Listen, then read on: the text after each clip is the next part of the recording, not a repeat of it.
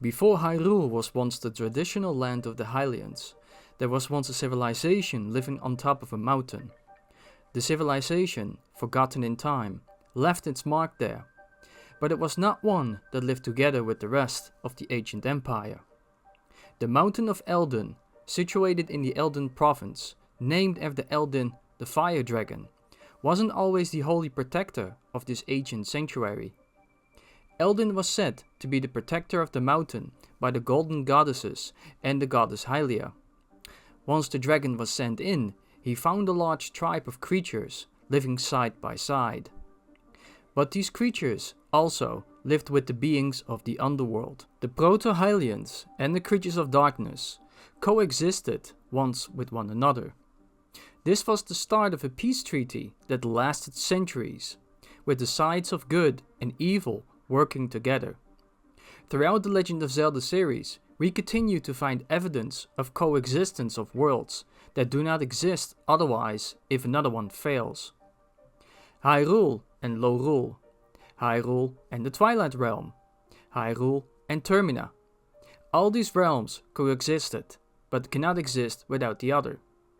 Eldin, the proud Pyro Dragon, acknowledges this, as he told Link about his relationship with these beings, and the lovely timeline this happened in. Yes, this mountain was not always such a dangerous and unforgiving place. There was a time when those above and those below lived together in harmony by the blessing of the great mountain. The desolation that you see now is all that remains to remind us of those glorious days. As the human tribe in Skyloft never knew about the server's existence other than strange rumors, these are not the ones that Eldin spoke of, as they had no contact with the surface dwellers. And the ones below are not the Proto-Hylians or the first ones that came before the Hylians. The ones living deep within the Earth Temple were not human to begin with. The Gorons, existing during the Sky Era, were not enough to create such a magnificent temple, and their culture does not even match that what comes ages later. The Mogma, their selfish desire to dig for treasures and money, had never even been to the Earth Temple before. These dog-like figures took the volcano over long after the creation of the Earth Temple. Their dialogue suggests that they disliked these so-called red monsters that have suddenly appeared in their domain, but they never found out about what was inside the Earth Temple. Their way of talking about it suggests that they do not even know why it's there, as if they didn't build the temple, which they didn't. So if the Earth Temple wasn't built by the Gorons, and not built by the Mogmas, then who did? The outside of Eldin Volcano, with its lava rivers, shows fossils of larger creatures that once lived within these lands. Yet we cannot find any more of these beings anywhere that comes close to it.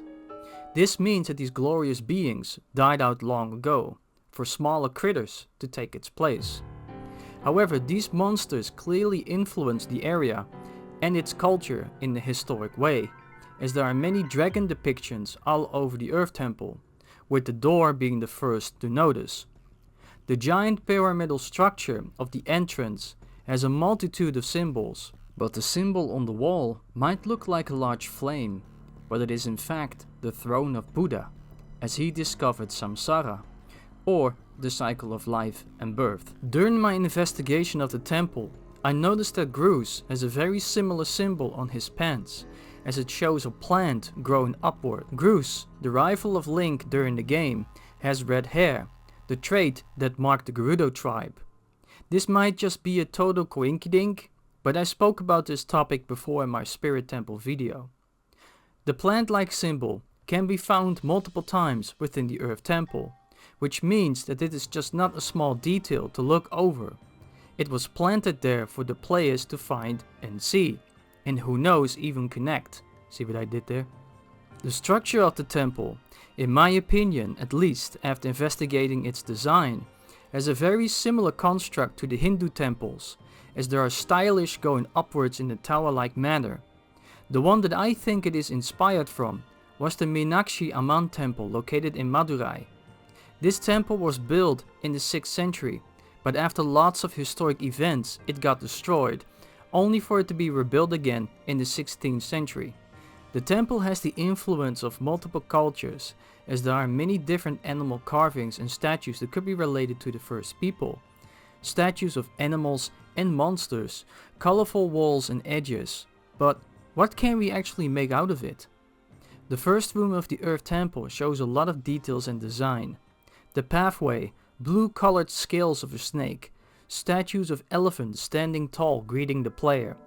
A multitude of platforms signifying that most of the actual pathway has been swallowed by lava. Clearly the builders had a lot of resources to design the temple.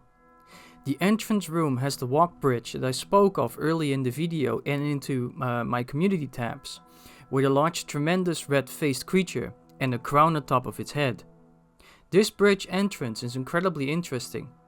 The crown has a triangle symbol right in the middle of it, and it has a couple of skulls on top of its sides, and the creature has red hair. The change, where the bridge is connected to, goes out of the sides of the nose of the face. These holes is where two horns used to be, meaning that this creature resembles a Japanese Oni demon. And there is another face hanging right above the lava too. What's funny to me with this one is that the large yellow edge is the mustache of the red-faced Oni, as the edge grows right under the nose of the creature. These beings are part of the Japanese Shinto religion, and these demons symbolize protection of the temple, which unfortunately didn't work so well. But also, well, there's another creature in this game that clearly looks exactly the same as these Oni beings, which are the red bokoblins. The bokoblins are demonic servants of demise, spreading their evil across the world. Yet it seems that they weren't entirely defeated during the First War, as was told during the intro. However, I would like to add in a second theory to this thought. The bokoblins weren't always just demonic, they used to be people. When looking back at the Tears of the Kingdom trailer, we noticed several humanoids laying down in Mollis, and a lady hanging above a bit of Mollis as well.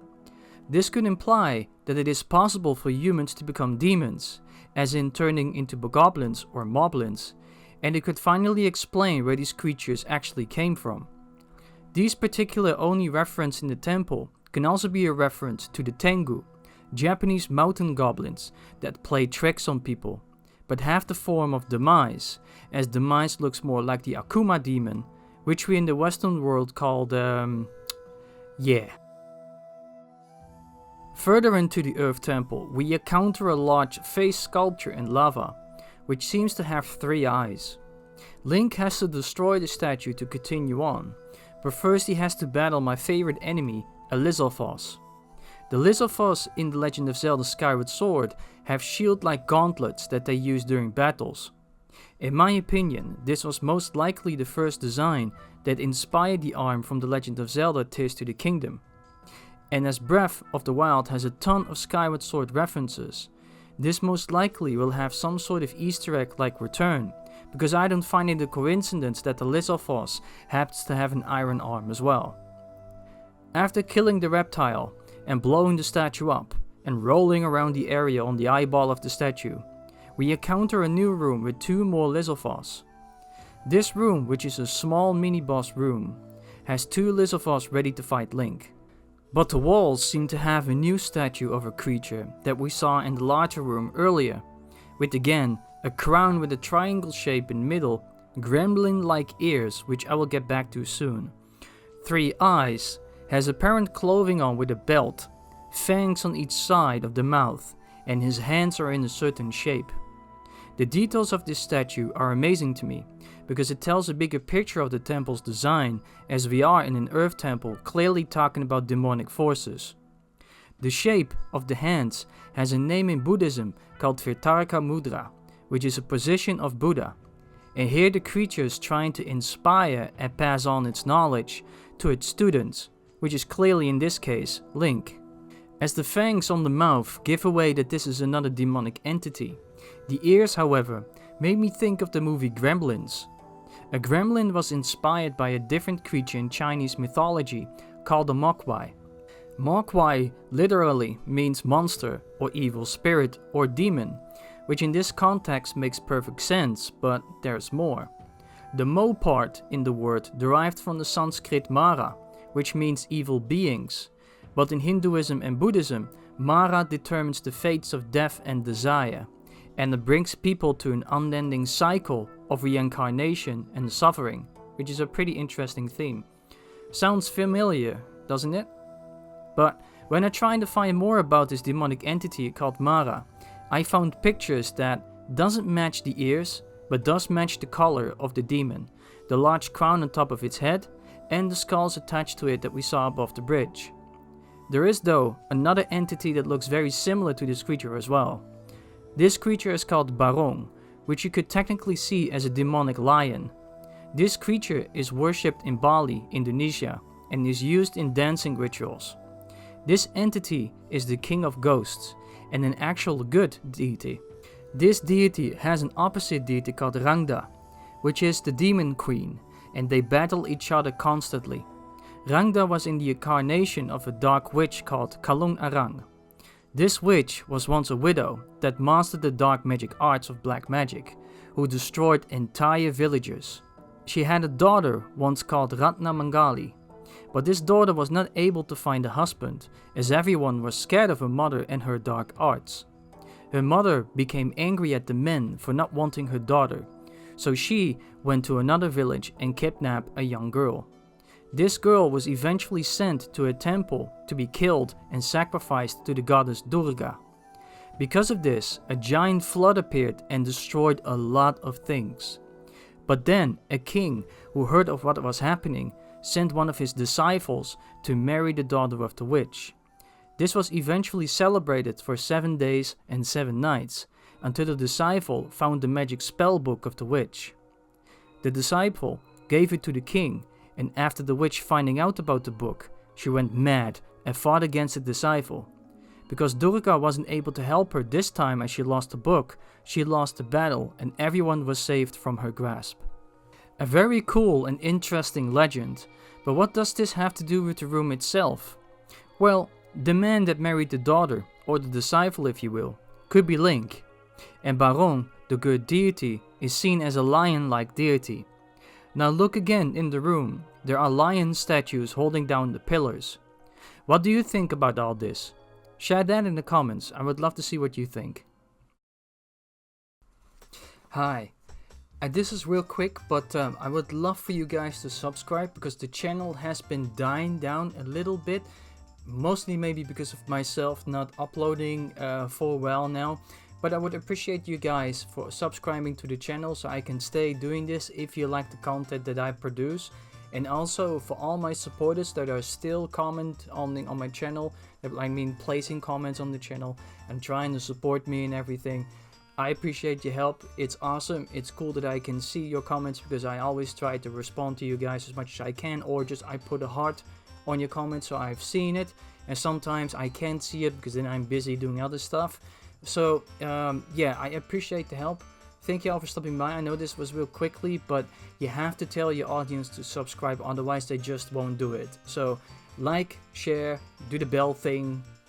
Right, okay, thank you. Let's go on with the video.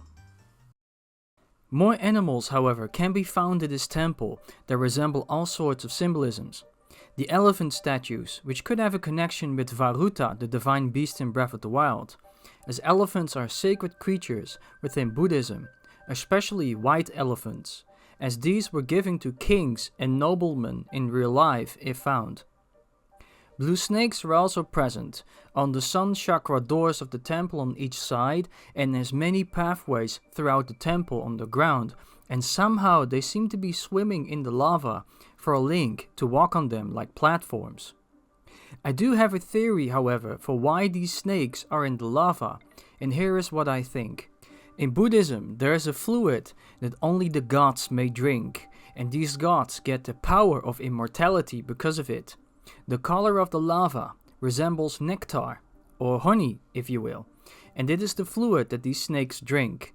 Snakes have the symbolism of immortality as well, and that is how it's connected.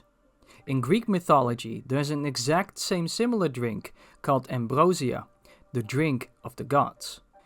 After many puzzles, doors and obstacles, we reach a new area where a long serpent-like dragon can be seen hanging high with its claws up high. When Link approaches the dragon's mouth, a boulder comes out of its mouth. Link has to run fast from the boulder and avoid the obstacle before it squashes him. In the end, Link does avoid it, and the boulder enters a new dragon's mouth, stopping the flow of lava that comes out of it, and unlocking the door to the boss room. Obviously, this dragon was a reference to our favorite Fire Temple boss, Volvagia from The Legend of Zelda Ocarina of Time, and also a movie reference to Indiana Jones. I couldn't find more information on this area, and I had to use my big brain in order to get an idea of what this could be. And what came to my mind is the story of a Chinese dragon called the Fuzan Long Dragon. These are earth dragons, associated with volcanoes, fire and treasures, which is a big theme for the Earth Temple once you look at the Mogmas. Dragons like this seem to protect a special pearl that they do not want to lose in any capacity, and the ball that falls on Link is the symbolism of one of these dragons losing the pearl, only to get it back again and closing the flowing lava. After opening the giant door with the dragon key, a large room is revealed, where Zelda was once captured and Girahim, the Lord of Demons, sits on top of one large dragon head statue. Only this time, the dragon has a green color, and an enormous what looks like to be a rib cage can be seen holding up the ceiling of the room, a little bit similar like the one we could see in the Dodongo's Cavern in The Legend of Zelda Ocarina of Time. Whatever this creature was, it was for sure the largest creature that has ever lived on the servers.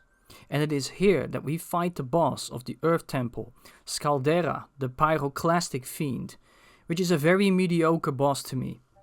After digging through some ideas, I noticed that I'd seen this boss before somewhere in the other games. Ultimately, I found the monster called the Dig Dogger. I know it's a weird name, but still that's how it's called.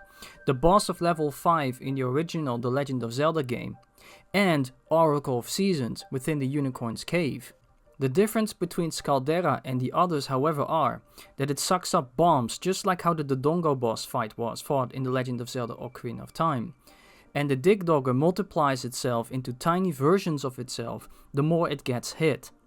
There are also many similarities with older temples and dungeons. For instance, the end reward of the Unicorn's Cave is the Nurturing Warmth, which means heat or fire. The same thing of the Earth Temple. And level 5 of The Legend of Zelda, there's a hidden room within the labyrinth that houses a bomb capacity upgrade, which is the same item you get in the Earth Temple from the Mogmas. Going back to the ribcage of the giant room, I believe that Nintendo did put a reference to this giant ribcage within the map of Breath of the Wild, but that's just to put there as a reference, rather than being totally accurate. If you go to the Elden Canyon, there's a lake called Goro Cove. Within the cove, there is a large ribcage present. I believe that this was once the boss room of the Earth Temple.